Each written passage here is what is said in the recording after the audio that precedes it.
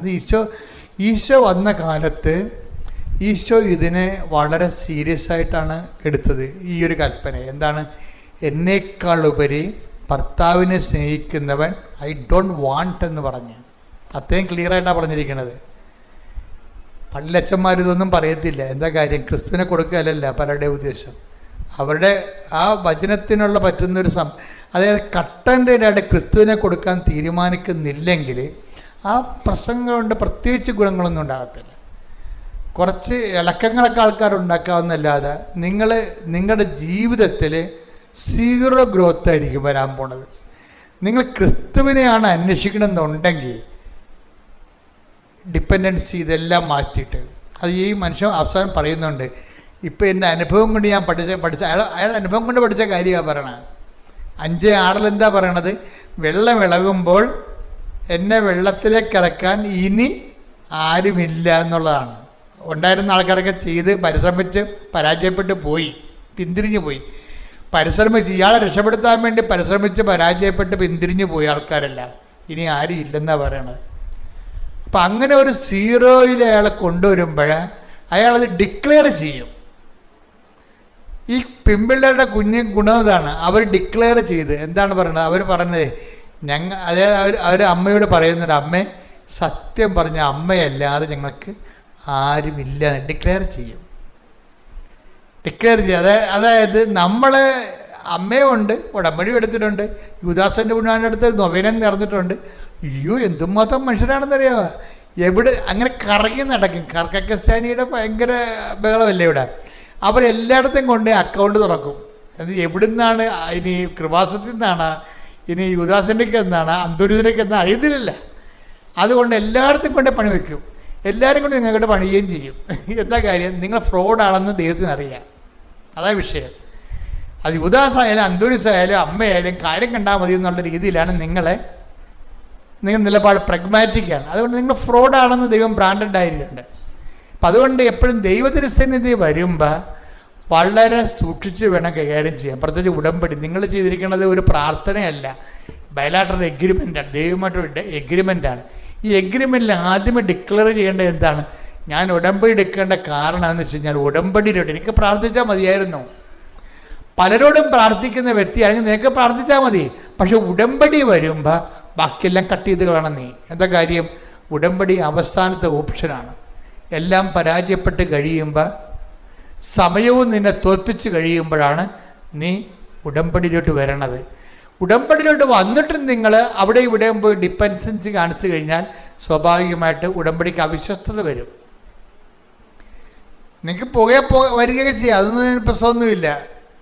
കാര്യം എന്താ പ്രശ്നം വെച്ചാൽ നമ്മൾ ശ്രദ്ധിക്കേണ്ടത് ഉടമ്പടി ഒരു നിവൃത്തിയും ഇല്ലാത്തവൻ്റെ അവസാനത്തെ ഓപ്ഷനായിട്ടാണ് ഇത് വരണത്. അപ്പോൾ അങ്ങനെ വരുമ്പോൾ അങ്ങനെ ആയിരിക്കണം. എന്നിട്ട് നിങ്ങൾ ഇതിൻ്റെ അകത്ത് ഫുൾ എനർജി ഇൻവെസ്റ്റ് ചെയ്യണം. രോഗികളെ പോയി കാണുകയും അതുപോലെ തന്നെ വെയിലും മഴയും കൊണ്ടിട്ട് കർത്താവിൻ്റെ വചനങ്ങൾ പ്രഘോഷിക്കുകയും ജനങ്ങൾക്ക് കർത്താവിനെ കൈമാറുകയും ചെയ്തുകൊണ്ട് ജീവിത വ്രതമായിട്ടെടുക്കുക. അല്ലാതെ രാവിലെ എഴുന്നേറ്റൊരു പ്രാർത്ഥന, നീലത്തിരി കത്തിച്ച് രാത്രി ഒരു പ്രാർത്ഥന, അത്രയേ ഉള്ളൂ. അതല്ല, കുറച്ച് പ്രേക്ഷിത പ്രവർത്തനം ചെയ്യണം. അതൊക്കെ ഞാൻ ഇപ്പം ചെയ്യുന്നു, ഇപ്പം തന്നെ ഞാൻ ചെയ്യുന്നുണ്ടെന്ന് പറയും. ഇവരൊന്നും കേൾക്കത്തില്ല. എന്നിട്ട് ഇവരെന്തെങ്കിലും കാട്ടിക്കൂട്ടി ഒപ്പിച്ചുണ്ടാക്കും ഉടമ്പടിയിൽ. അതുകൊണ്ടാണ് ദൈവം നിങ്ങളെ സ്വീകരിക്കാത്തത്. ഇയാളെ ഡിക്ലെയർ ചെയ്യണം. കണ്ടില്ലേ?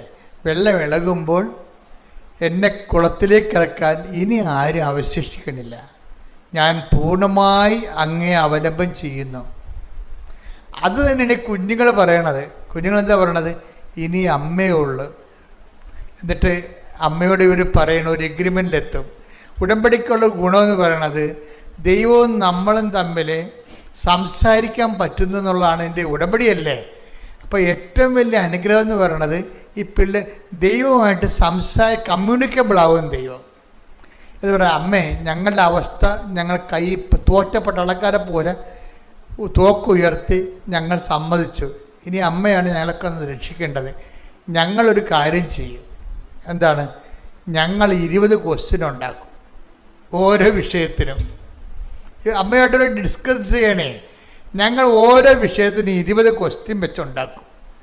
ഞങ്ങൾക്ക് ജയിക്കാനുള്ള മാർക്ക് അമ്മ അതിൽ നിന്ന് തന്നെ ചോദിപ്പിക്കണം. അതാണ് വിഷയം. അപ്പോൾ വിശ്വാസം കുറച്ചുകൂടി കടുത്ത രീതിയിലേക്കാണ് കൊണ്ടുവരുന്നത് പിള്ളേർ. എന്താ കാര്യം? ഞങ്ങൾ ഓരോ സബ്ജക്റ്റിനും 20 ക്വസ്റ്റ്യൻ വെച്ച് ഉണ്ടാക്കും. എന്നിട്ട് ഞങ്ങൾ ജയിക്കാനുള്ള മാർക്ക് ഞങ്ങൾ അമ്മയ്ക്ക് തന്നിട്ടുള്ള ചോദ്യത്തിൽ തന്നെ ചോദിപ്പിക്കണം. അതാണ് വിഷയം. അമ്മ കെട്ടിലാണ് പരിപാടിയാണ്. പക്ഷേ അവർ ആ രീതിയിലുള്ള ബന്ധത്തിലെത്തി. കറക്റ്റ് ഉടമ്പടിയിലാണ് അവർ. ഉടമ്പടിയിലാണോ ഇല്ലേ എന്ന് പറയുന്നത് ഈ ഡിപ്പെൻഡൻസി കൊണ്ട് അമ്മയോട് ഇങ്ങനെ സംസാരിക്കാൻ, സ്വതന്ത്രമായിട്ട് സംസാരിക്കാൻ പറ്റുന്നൊരു ബന്ധം ഉണ്ടാക്കാൻ നമ്മളാദ്യം. കുട്ടികൾ അതാണ് ചെയ്തത്. ആ ബന്ധം ഉണ്ടാക്കിയെടുത്ത് അവർക്കിപ്പോൾ അമ്മയോട് സംസാരിക്കാൻ പറ്റുന്ന രീതിയിലാക്കിയിട്ടുണ്ട്. അപ്പം അതുകൊണ്ട് ഇനി ഈ രീതിയിലാണ് അവർ പ്രാർത്ഥിച്ച് മുന്നോട്ട് പോണത്. അവരെന്നിട്ട് ഉപ്പില്ലേ, ഉപ്പ് കൊണ്ടുവന്ന് എന്നിട്ട് ഇവരുടെ കൂടെയുള്ളൊരു 10-23 പെന്തക്കോസ്ത പിള്ളേരുണ്ട് ആന്ധ്രയിൽ. ഇപ്പം നഴ്സുമാരെ പഠിക്കണം. അവരോട് എന്നും പറഞ്ഞ് ഞങ്ങൾക്ക് ഞങ്ങൾ 20 ക്വസ്റ്റ്യൻ ഉണ്ടാക്കിയിട്ടുണ്ട്, ഞങ്ങൾ അമ്മയോട് പറഞ്ഞിട്ടുണ്ട്, അമ്മ ഇതിൽ നിന്ന് മാത്രമേ ഞങ്ങളോട് ചോദിപ്പിക്കത്തുള്ളതെന്നും പറഞ്ഞിട്ടുണ്ട്. അപ്പം നിങ്ങൾ നോക്കി വെച്ചേക്കാൻ പറയും. ആ പെന്തക്കോസ്തുകാർക്കുണ്ട്, അമ്മ ഉണ്ട്, അവർക്ക് അറിയത്തില്ലല്ലേ. ഈ സഭകളിലുണ്ടാകുന്ന വലിയ സഭകൾക്ക് അവർക്ക് അറിയാൻ പാലാത്ത കാര്യത്തിൽ അനുഭവമില്ലെന്നാണ് അവർ പറയണത്. എന്നാരെ കുറ്റം പറയാൻ പറ്റത്തില്ല, അവർക്ക് അനുഭവമില്ലല്ലോ. ഈ ലൂർദായാലും ഫാത്തിമായാലും ഇതെല്ലാം പ്രത്യക്ഷപ്പെട്ടിരിക്കണം, എല്ലാം കത്തോലിക്ക മേഖലകളിലാണ് ഇതെല്ലാം അമ്മയുടെ പ്രത്യക്ഷീകരണം മുഴുവനും നടന്നിരിക്കണം. മുഴുവനും അംഗീകരിക്കണില്ല എന്നുണ്ടെങ്കിൽ അനുഭവം ഉണ്ടാകത്തില്ല ഒരിക്കലും. അപ്പോൾ അവർക്ക് ആ അനുഭവമില്ല. അവർ പറയും ഞങ്ങൾക്ക് ഇതിനെക്കുറിച്ച് വിശ്വാസമില്ലെന്ന് പറയും. അപ്പോൾ അവർ പറയും ഞങ്ങൾ അമ്മ തന്ന ചോദ്യങ്ങളൊന്നും നോക്കി വെക്കുക, അതിന് പ്രശ്നമൊന്നുമില്ലല്ലോ. അപ്പോൾ അവർക്ക് ആ ചോദ്യം കൊടുത്ത് പറയും. എന്നിട്ട് എന്ത് ചെയ്യും? ഇവർ ഉപ്പ് കൊണ്ടുപോയിട്ട് ഇവരുടെ സീറ്റിൽ, പരീക്ഷാ സീറ്റിലെല്ലാം വിതറും. ഉപ്പ് കൊണ്ടുപോയി, ഉടമ്പടി ഉപ്പ് കൊണ്ടുപോയിട്ട് പരീക്ഷാ സീറ്റിലും വിതറും. എൻ്റെ വിഷയം, നിങ്ങളവർക്ക് കൃപാസനത്തിൽ ചെല്ലുമ്പോൾ ചിലർ പറയും ഒരു വിവരമില്ലാത്തമാർ കുറേ ആൾക്കാരുണ്ട്, അവർ അവിടെയൊക്കെ അന്ധവിശ്വാസം പഠിപ്പിക്കണം എന്ന് പറയും.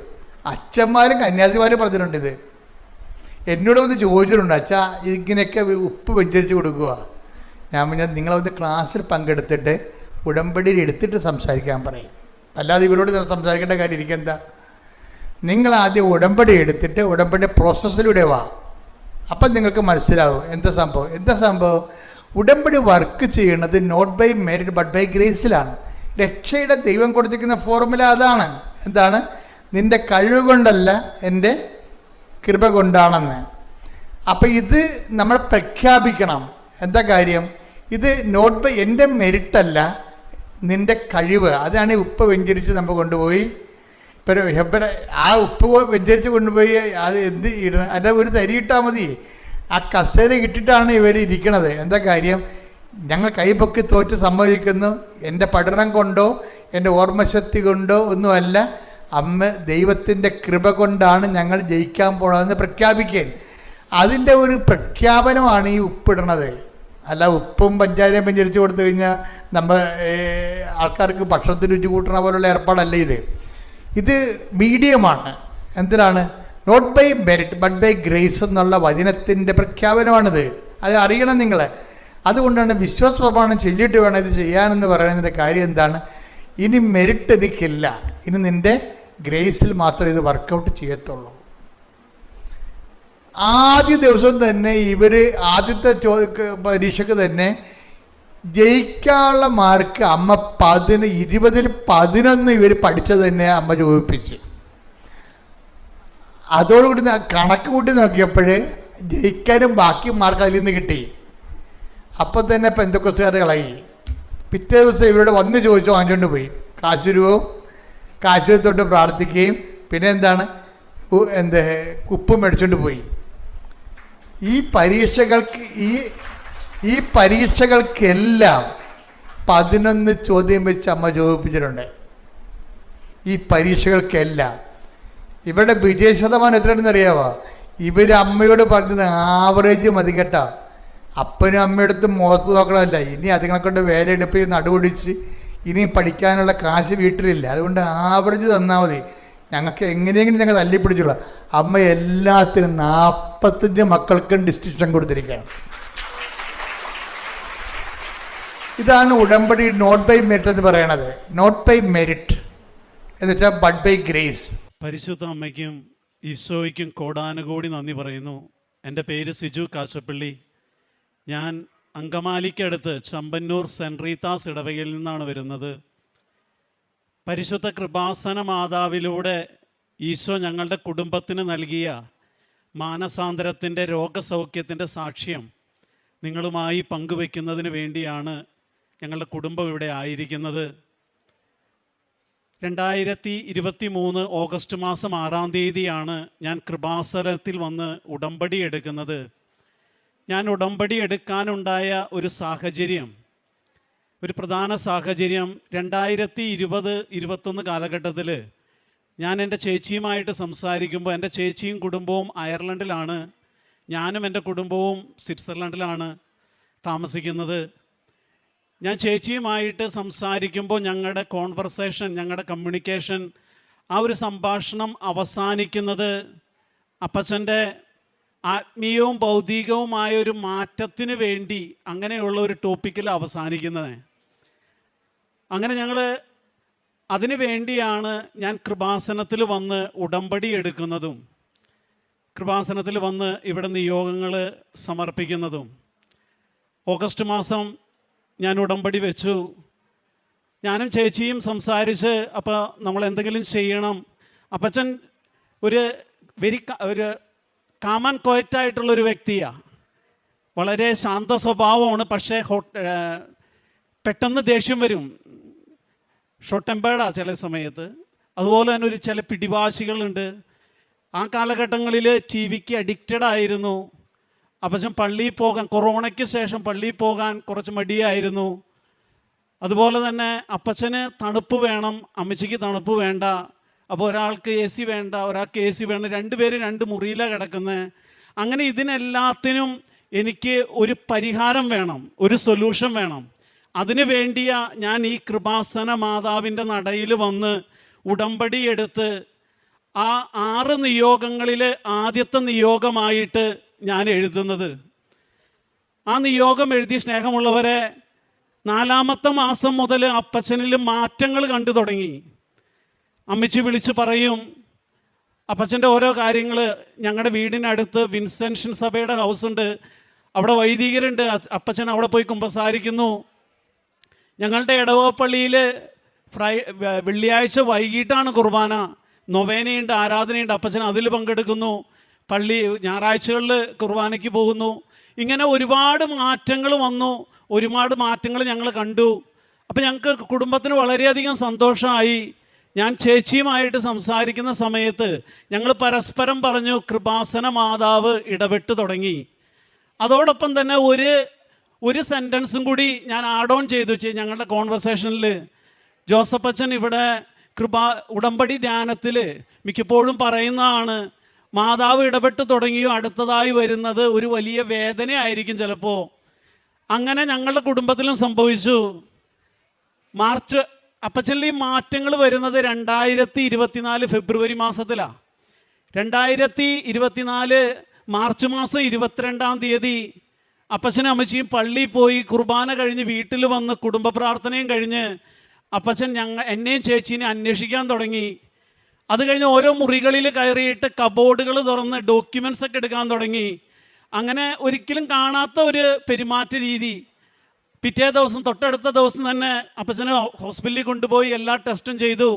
അവസാനം CT സ്കാൻ ചെയ്തു. ഡോക്ടർ കൺഫേം ചെയ്തു അപ്പച്ചന് മൈൽഡ് സ്ട്രോക്കാണ്.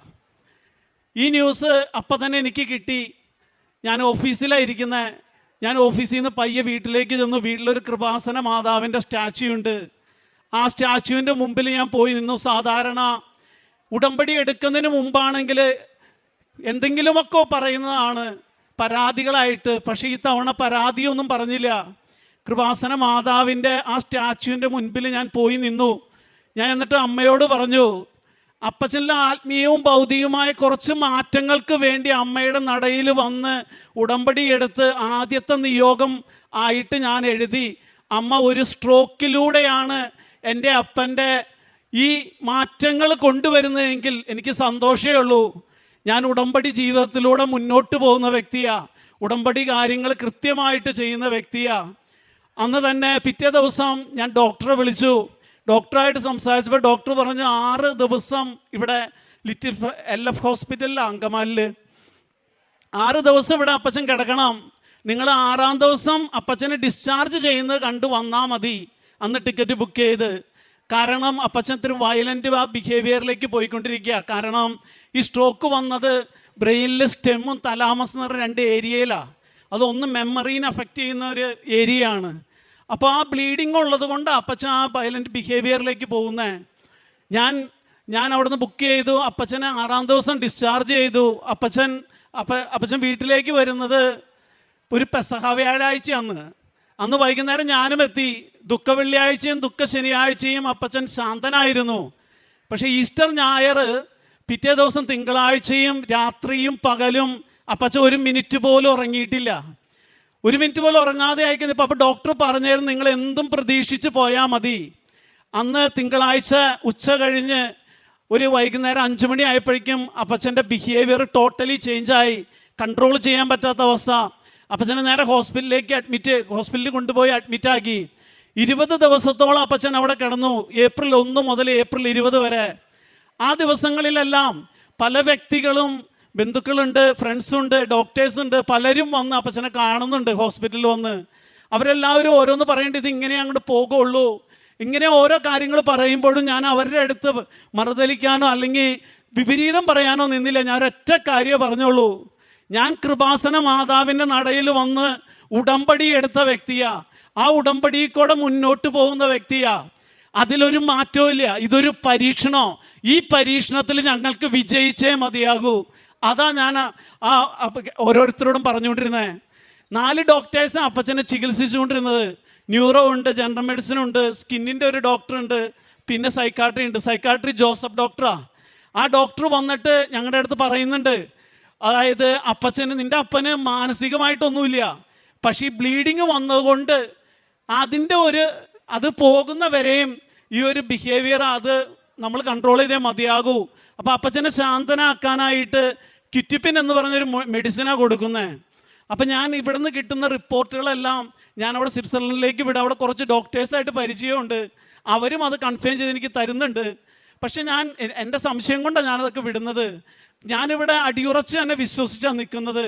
ആ നിമിഷങ്ങളിൽ എനിക്ക് തോന്നുന്നത് സൈക്കാട്രി ഡോക്ടർ പറഞ്ഞു ഒരു 25 മില്ലിഗ്രാം ഈ ക്വിറ്റിപ്പനിൽ നമുക്ക് സ്റ്റാർട്ട് ചെയ്യാം.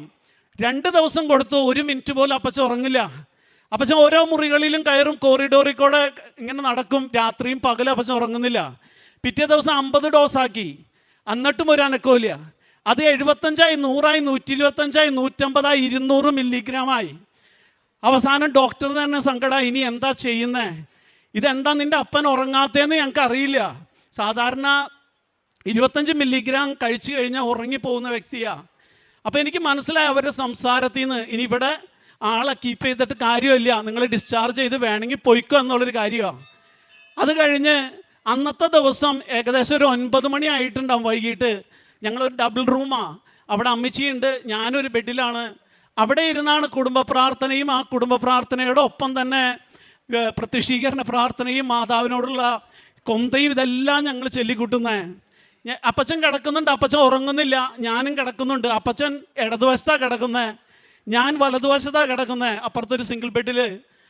ഞാൻ കിടക്കുന്ന ഭിത്തിയുടെ മുകളിലായിട്ട് ഒരു ക്രൂശിത രൂപമുണ്ട്. അപ്പം ഞാൻ എന്ത് വേദന ജീവിതത്തിൽ വന്നാലും സഹനം വന്നാലും കൊന്തയെടുക്കും.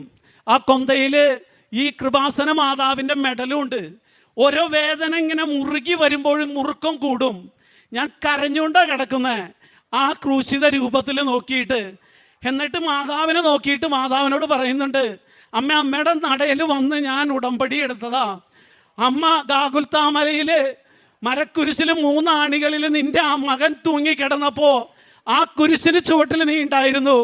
ഇന്ന് അതേ കുരിശിൻ്റെ ചുവട്ടിൽ ഞാനും എൻ്റെ അപ്പനും കിടപ്പുണ്ട്. അമ്മ ഇതിനൊരു പരിഹാരം ഉണ്ടാക്കി തരണം, അമ്മ ഇടപെടണം, അമ്മ ഒന്ന് എന്തെങ്കിലും ഒന്ന് സംസാരിക്കണമെന്നാണ് ഞാൻ ഏറ്റവും കൂടുതൽ പറഞ്ഞുകൊണ്ടിരുന്നത്. എനിക്ക് തോന്നുന്നത് 14 ദിവസമായി ഞാൻ ഉറങ്ങിയിട്ട്. അതിൻ്റെ ഇടയ്ക്ക് ജോലിയുണ്ട്, ആ ജോലി അതിൻ്റെ കൂട്ടത്തിൽ നടക്കുന്നുണ്ട്. 14ാമത്തെ ദിവസം അന്ന് രാത്രി എനിക്ക് എന്തോ ഒരു 9:30 ആയപ്പോൾ ഞാനൊന്ന് മയങ്ങിപ്പോയപ്പോൾ ഒരു വചനമാണ് എൻ്റെ ചെവികളിൽ വന്ന് അടിക്കുന്നത്. ആ വചനം യെശയ്യാ 30:19. നിന്റെ വിലാപസ്വരം കേട്ട് അവിടുന്ന് കരുണ കാണിക്കും, അവിടുന്ന് അത് കേട്ട് നിനക്ക് ഉത്തരമരുളും. കർത്താവ് കഷ്ടതയുടെ അപ്പവും ക്ലേശത്തിൻ്റെ ജലവും നൽകിയാലും നിന്റെ ഗുരു നിന്നിൽ നിന്ന് മറഞ്ഞിരിക്കുകയില്ല. നിന്റെ നയനങ്ങൾ നിന്റെ ഗുരുവിനെ ദർശിക്കും. നീ ഇടത്തോട്ടോ വലത്തോട്ടോ തിരിയുമ്പോൾ നിന്റെ കാതുകൾ പിന്നീന്ന് ഒരു സ്വരം ശ്രവിക്കും, ഇതാണ് വഴി, ഇതിലേ പോവുക. ആ വചനം കിട്ടിയപ്പോൾ വളരെ സന്തോഷമായി. ഞാൻ എഴുന്നേറ്റു. അപ്പച്ചൻ ഉറങ്ങിയോ നോക്കി, ഉറങ്ങിയിട്ടില്ല. നേരെ കണ്ണും തുറന്ന് കിടക്കുക. കാരണം അപ്പം തന്നെ എഴുന്നേറ്റ് ആൾ പോവും. ആ രീതിയിലാണ്. ആ വചനം കിട്ടി. പിറ്റേ ദിവസം ഡോക്ടേഴ്സ് വന്നു. അവർ ചോദിച്ചു, നിങ്ങളുടെ ഒരു ഒപ്പീനിയൻ എന്താ, നിങ്ങൾ എന്ത് ഡിസിഷനാണ് എടുക്കുന്നത്? ഞാൻ പറഞ്ഞു 2 ദിവസം കൂടി എനിക്ക് വേണം. ഞാൻ മാതാവിനോട് ചോദിച്ചിട്ടേ ഈ 2 ദിവസം ചോദിക്കുന്നത്. ഈ 2 ദിവസത്തിനുള്ളിൽ മാതാവ് എന്തെങ്കിലും എനിക്ക് തരുമെന്ന് എനിക്ക് ഉറപ്പാണ്. അടുത്തൊരു ഗൈഡൻസ് തരുമെന്ന്. പിറ്റേ ദിവസം ഇതുപോലെ തന്നെ കുടുംബ പ്രാർത്ഥന കഴിഞ്ഞ് ഞാൻ കിടന്നു. ഞാനൊന്നും മയങ്ങിപ്പോകുന്ന സമയത്ത് ഒരു സ്ത്രീയുടെ ശബ്ദം, പരിശുദ്ധ കൃപാസന മാതാവ എൻ്റെ അടുത്ത് സംസാരിച്ചെന്ന് ഞാൻ ഉറച്ചു വിശ്വസിക്കുന്നു. ഒരു സെൻറ്റൻസാണ് എൻ്റെ ചെവിട്ടിലേക്ക് വരുന്ന, ഒരു സ്റ്റേറ്റ്മെൻറ്റ് പോലെ. നിനക്കൊരു വൈദികനെ വേണം, ഡെലിവറൻസ് പ്രെയർ നടത്തുന്ന ഒരു വൈദികനെ വേണം. ഈ 2 സെൻറ്റൻസാണ് കിട്ടുന്നത്. പിറ്റേ ദിവസം ഡോക്ടേഴ്സ് വന്നു. ഞാൻ പറഞ്ഞു, നാളെ ഞങ്ങൾ ഡിസ്ചാർജ് ആയിക്കോളാം. അതിൻ്റെ ഇടയ്ക്ക് ഞാൻ ഒരു വൈദികനെയും കണ്ടെത്തി. ഞങ്ങൾ വീട്ടിലേക്ക് പോയി. വീട്ടിൽ ചെന്നു. അപ്പച്ചൻ ആ വയലൻറ്റ് ബിഹേവിയർ കണ്ടിന്യൂ ചെയ്യുന്നു. അന്ന് രാത്രി എൻ്റെ പെങ്ങളും വന്നു. ഞങ്ങൾ 2 പേരും ഉണ്ട്. അപ്പച്ചനെ അവർ 2 പേരും ഒരു മുറി കയറി, അമ്മച്ചിയും പെങ്ങളും ഒരു മുറി കയറി വാതിലടച്ചു. കാരണം പേടിയായിട്ട്. ഞാനവിടെ ഉണ്ട്. അത് കഴിഞ്ഞാൽ അന്ന് രാത്രി പിറ്റേ ദിവസം ഒരു ഉച്ച കഴിഞ്ഞപ്പോൾ ഈ വൈദികൻ വന്നു. വൈദികൻ ഒരു ഡെലിവറൻസ് പ്രെയർ നടത്തി. വൈദികൻ പോയി. അന്ന് രാത്രി മുതൽ 200 മില്ലിഗ്രാം ക്വിറ്റിപ്പിൻ കഴിച്ചിട്ടും ഉറങ്ങാത്ത എൻ്റെ അപ്പച്ചൻ ഉറങ്ങാൻ തുടങ്ങി. അതിന് 4 ദിവസങ്ങൾക്ക് ശേഷം ഞാൻ ഈ കൃപാസനത്തിൽ അപ്പച്ചൻ്റെ ഫോട്ടോയുമായിട്ട് വന്നു. ആശുപത്രി കിടക്കുന്ന ഫോട്ടോയുമായി ഞാനിവിടെ കയറി വരുന്ന ആ സമയം എനിക്ക് മുല്ലപ്പൂവിൻ്റെ ഒരു സുഗന്ധാഭിഷേകം ഉണ്ടായിരുന്നു ഇവിടെ വെച്ച്. ഞാൻ പലരെയും നോക്കി, ആരുമില്ല. അപ്പോൾ മാതാവ് കൂടെ ഉണ്ടെന്നുള്ള കാര്യം ഒന്നും കൂടി ഉറപ്പിച്ചു. ഇവിടെ വന്ന് ജോസഫ് അച്ഛൻ്റെ അടുത്ത് ഫോട്ടോ അച്ഛൻ സൈത്ത് പൂശി മാതാവിൻ്റെ അടുത്ത് കാണിച്ച് അച്ഛൻ അത് വെഞ്ചിരിച്ച് അത് ബ്ലെസ് ചെയ്ത് തന്നു. എന്നിട്ട് അച്ഛനൊന്ന് പുഞ്ചിരിച്ചു. ഒരു വാക്ക് പോലും പറഞ്ഞില്ല. പക്ഷെ അച്ഛൻ്റെ ആ പുഞ്ചിരിയിലുണ്ടായിരുന്നു എനിക്ക് മനസ്സിലായി, നീ പോയിക്കോ, ഒരു കുഴപ്പമില്ല. ഞാൻ തിരിച്ച് വീട്ടിൽ ചെന്ന് അന്ന് മുതൽ അപ്പച്ചൻ്റെ ആ വയലൻറ്റ് ബിഹേവിയർ മാറാൻ തുടങ്ങി പ്രിയപ്പെട്ടവരെ. അത് കഴിഞ്ഞിട്ട് ഞാൻ തിരിച്ചു പോയി. 3 മാസം കഴിഞ്ഞപ്പോൾ വീണ്ടും വന്നു. അന്ന് അപ്പച്ചനെയും കൊണ്ട് ഇവിടെ വന്നു. ഇവിടെ ഈ ആൾത്താരയിൽ ഇരുത്തി നിന്ന് അപ്പച്ചനെ ജോസഫ് അച്ഛൻ ബ്ലെസ് ചെയ്ത് എല്ലാം കഴിഞ്ഞ് തിരിച്ചു പോയി. അപ്പച്ചൻ്റെ അസുഖം പൂർണ്ണമായിട്ടും എല്ലാ അസുഖങ്ങളും അപ്പച്ചന് മാറിക്കിട്ടി. ഇപ്പം ചെറുതായിട്ടൊരു ഓർമ്മക്കുറവുണ്ട്, ചെറിയ. അത് ചില സമയത്ത് അത് മാത്രമേ ഉള്ളൂ. ഞാൻ പരിശുദ്ധ അമ്മയുടെ നടയിൽ ഒരു ഉടമ്പടി എടുത്ത് ആ ഉടമ്പടിയിലെ ആദ്യത്തെ നിയോഗം അപ്പച്ചന് വേണ്ടി എഴുതി. അത് മാറ്റിയെടുക്കാൻ കണ്ടത് ഒരു മൈൽഡ് സ്ട്രോക്കാണ്.